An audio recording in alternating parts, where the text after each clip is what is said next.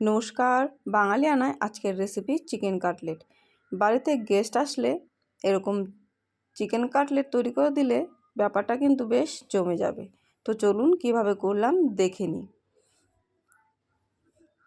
প্রথমে একটা মিক্সির বাটিতে আমি 300 গ্রামের মতো চিকেন কিমা নিয়ে নিচ্ছি। পুরো চিকেন কিমাটাই আমি দিয়ে দিচ্ছি। এবার দিয়ে দেব সোয়া সস, হাফ চামচ পরিমাণ সোয়া সস, আর দিয়ে দেবো ভিনিগার, 2 চামচ ভিনিগার দিয়ে দেবো। আমি ভিনিগার দিচ্ছি, আপনারা তার পরিবর্তে লেবু অ্যাড করতে পারেন। এবার দিয়ে দেবো পেঁয়াজ কুচোনো কিছুটা, এখানে 3 থেকে 4টে ছোট ছোট পেঁয়াজ নিয়েছি, আর কিছুটা গ্রেট করা আদা, কিছুটা রসুন থেতো করা, আর 5 থেকে 6টা কাঁচা লঙ্কা কুচোনো নিয়ে নিয়েছি। সমস্ত কিছু দিয়ে দিলাম মিক্সির বাটিতে। এবার দেবো ফ্রেশ থেকে ধনেপাতা কুচোনো, অনেকটাই আমি এখানে ধনেপাতা কুচোনো দিয়েছি। ধনেপাতা কুচোনোর সাথে আপনারা চাইলে পুদিনা পাতাও অ্যাড করতে পারেন। আমি পুদিনা পাতা দিচ্ছি না, শুধু ধনেপাতা দিলাম।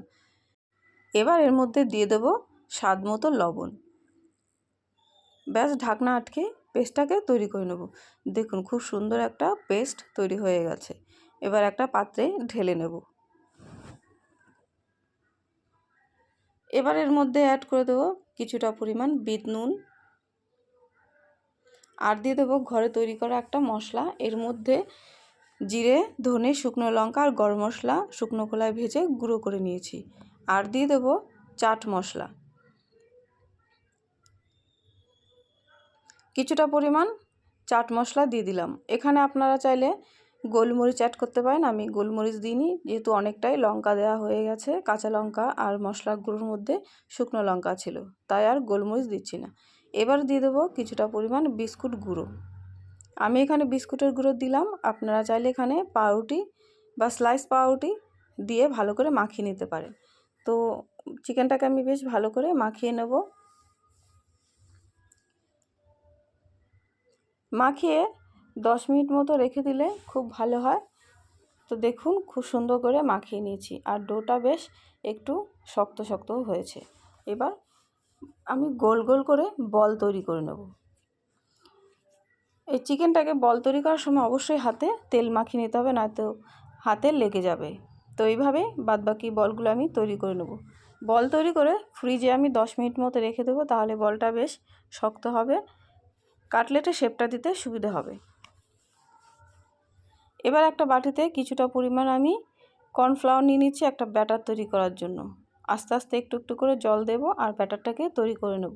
আমি এখানে কর্নফ্লাওয়ারের ব্যাটার তৈরি করছি, আপনারা চাইলে এখানে ডিম ফাটিয়ে নিতে পারেন।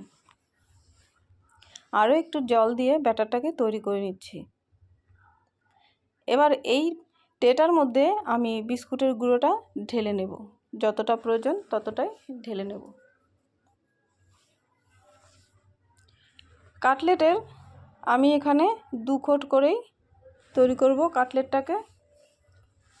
দেখুন চিকেনের বলগুলো বেশ শক্ত হয়েছে, নামিয়ে নিয়েছি। এবার রুটিওয়ালার পিঁড়িতে আমি একটু ময়দা ছড়িয়ে এর মধ্যে কাটলেটের শেপগুলো দিয়ে নেব। কাটলেটের শেপটা কিন্তু ইচ্ছে মতো যে যেরকম দিতে পারে, গোল, 3 কোণা বা 4 কোণা যে কোনো আকারে দিতে পারে।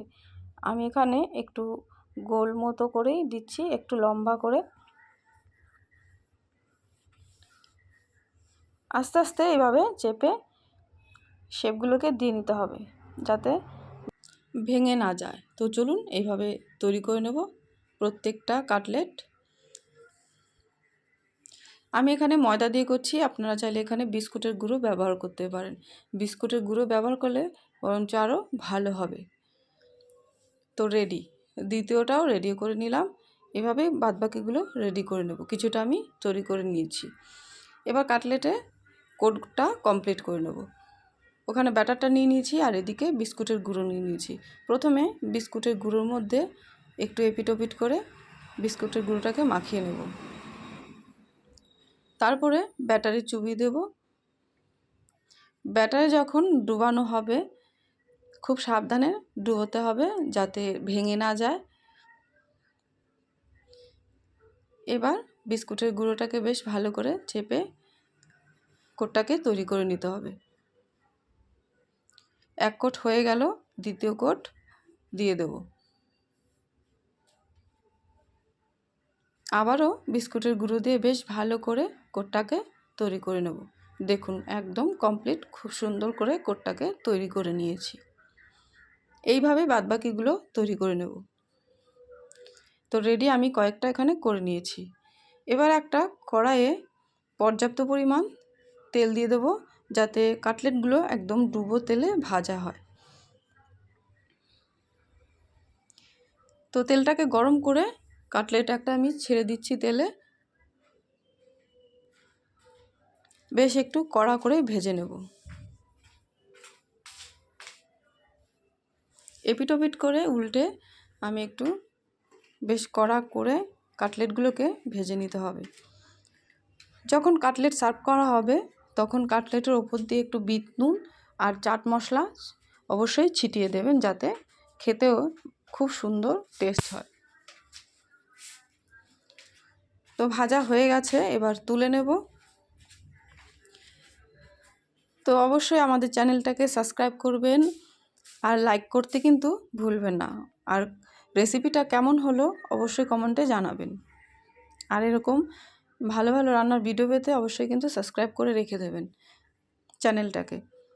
তো বাদবাকি কাটলেটগুলোকে এইভাবে আমি ভেজে নেব।